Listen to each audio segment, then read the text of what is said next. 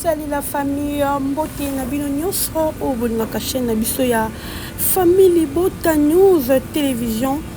Balobi yo okoti pour la première fois, balobi yo kaka mbala ya liboso vraiment au mon chaîne oyo na biloko kitoko tozali kotiela bino vraiment balobi o bosana te o s'abonner et puis o cliquer la cloche de notification pour que o raté et le côté soki totie émission na biso la famille. La famille kaka nde bomoni balobi toza na mode ya matanga vraiment kaka nde toyebi toti okufela vraiment une grande dame maman na biso vraiment atiki biso mama Blanche atiki biso na makambo ebele, atiki biso na pasi, atiki mabota ebele na pasi. Maman Blanche alaki vraiment que azalaki servante de Dieu parce que niveau oyo baleli Maman Blanche. En tout cas, j'espère que biso tomoni ba prestation l'équipe, tomoni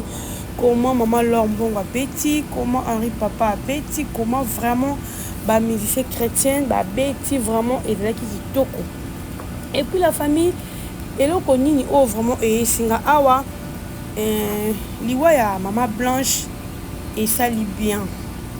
Liwa Maman Blanche et ça li bien te na koloba ça li bien, na loba ça li bien, c'est comme si na sepe na liwa non. Na sens wana ti na sens que batu mingi ba se réconcilier na liwa ya Maman Blanche pour dire que Nzambe asala makambo na ndenge na ye. En tout cas amour moko oyo batu balakisi ba pasteur na kotoloba ba sen na Nzambe vraiment balakisi bolingo à travers liwa Maman Blanche et lakisi vraiment que to lingana ya solo la famille et loko eleki bolingo ezate. Tout le monde rencontre il y a pasteur Joël na pasteur Marcelo, tout le monde niveau ba yambani, tout le monde vraiment dengue les gars sentir que moi ba guerre o ezalaki, tu as vu que ba guerre ezalaki entre pasteur Joël et puis na pasteur ba guerre ezalaki entre bango na bango kaka ndenge ezala makambango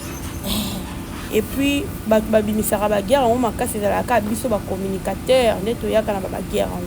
mais lelo tout le monde makambo nyonso balobaka mpona bango basali boye batomoni niveau bayambani tomoni niveau bapasteur bauti misika baye tomoni pasteur na biso ya pays nini yango okutu ayaki wana atere ape sur les réseaux sociaux vraiment atere vraiment peu bien tomoni pe présence na ye en tout cas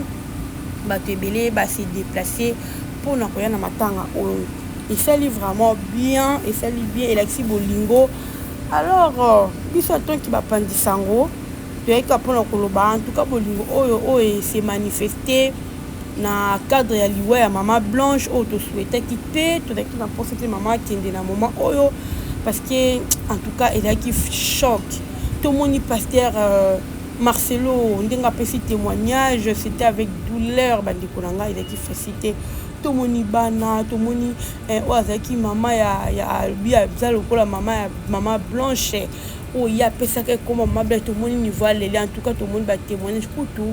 bah comme un complexe bah là par rapport à Facebook à l'ingaba blog on a été ils a qui vraiment qui faut bah tika coller là en tout cas liwa Maman Blanche ça lui passe et puis elle a qu'ici comment elle a été aimée ndenge nini assez la kinzambe na bosolo bandeko et ça lui vraiment passe na motema yango toyeka koloba basali na Nzambe biso pe bato ya mokili toyebi ngonga te toyebi ntango te eza yango na ntina moko te to mpe na litomba moko te ya koyaka sur les réseaux sociaux kolobaka mabe mpona ndeko na yo pasteur tant que bino nini bapasteur esala vraiment kitoko te la famille esunga te parce que tomona mutu ndeko pasteur azoya kocritique ndeko na ye nde tomoni ka ya Denis Lesi azoya kocritique oyo ezali pasteur Marcelo azoya koloba tout bela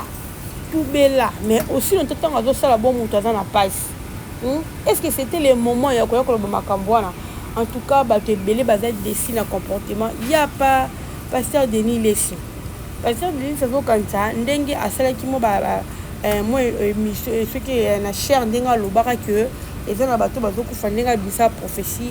pour lui il croit que na moment où ils ont si confiance et pas batou vraiment croire na yé tout il peut dire tout ce qu'il peut dire et puis bato bakozala convaincu na maloba non c'est pas ça makambo so na vie ezala encore coïncidence ozomona makambo so na encore coïncidence au moins apeka tellement que bato bazokufa ka déjà toyebi ke bato bazokufa au moins na pas lobi ne kaka mais on ne sait pas ozomona eza nango vraiment te et puis pasteur Denis Lesi o tozoyoka azani mutu basoki ya babiloko bagri nde tozoyoka bagri wana ekoki mpe kozala mpe ke ozoloba makambo ezobima lokola neti makambo wana euti epa nzambe me euti na mpo epa nzambe te yoka nti prophétie ezalaka epa nzambe prophétie ezalaka epa nzambe te eza mpe na baprophétie mosusu mpe boye eza mpe kaka sentimentaliste obi mpe euti na mpa satan ezali yango omoni balobaka il faut koexamine prophétie prophétie soki ebimi na monoko il faut koexamine yango sikoyo baprophétie oyo toexamina yango ndeni la famille prophétie baexaminaka yango par la prière et puis kotanga Bible soki oyebi parole de Dieu ozomona moto oyebi parole de Dieu akoyeba ndeni ya koexamine prophétie oyo bapesi ye par rapport ya makomi mais soki oyebi te nde yango na omona esalaka mpasi ezalaka difficile la famille vraiment ça fait très mal histoire oyo esali vraiment mpasi epesi mpasi echoqué tomoni niveau pasteur Marcelo aleli tomoni niveau pasteur Marcelo aleli niveau azalaki inconsolable pour la maman blanche tomoni devant cercueil devant na mort donc en tout cas tout est passé bien tomoni vraiment que bolingo bazalaki nango envers maman na bango même bana même papa et puis communauté frère sœur pasteur maman pasteur en tout cas balaki vraiment amour oyo bazalaki nango lobi bandeko nanga j'étais touché na prestation ya maman ya sœur Lombongo vraiment abimisaki énergie na nyonso pona kolela oyo ezali maman blanche mosali ya nzambe vraiment collègue na ye en tout cas bandeko na okaki choc moko na koyemba ya maman Laure au sentir que moto azoyemba avec douleur azoyemba avec esengo mais azoyemba pona gloire de Dieu et c'est parce que bandeko na biso ba maman na biso bazosela nzamba solo alors tout tikaka er nyonso ko charner bango tout tikaka er nyonso koloba n'importe quoi pona bango er nyonso tozanaka maloba mabe tozanaka pona ko condamner bango tozanaka pona ko critiquer bango vraiment en tout cas liwa ya maman blanche et peut-être pona ko teya pe biso ba misusu tozaka pona ko condamner basel na nzambe tozaka pona ko loba n'importe quoi pasteur Marcelo abeti li solo nde maman blanche akufaki abeti. Il y a des gens bandé koloba article kobeta te apesi témoignage na famille na te famille ekabwani famille bazala kosilika famille ceci famille cela mais tout le monde qui représentait la famille ou représentait qui maman blanche tout le monde qui azala qui wana donc pour dire que et ça makambo sus otozo lobaka tozo salaka et zo sungati la famille biso ba auto bengami ba communicateur vraiment il faut te ba nini tozo sala te bandengani toke na makambo te bandeni to mema makambo so to continue ka boye en tout cas la famille ezo sungate ezo sala passe et sungate penza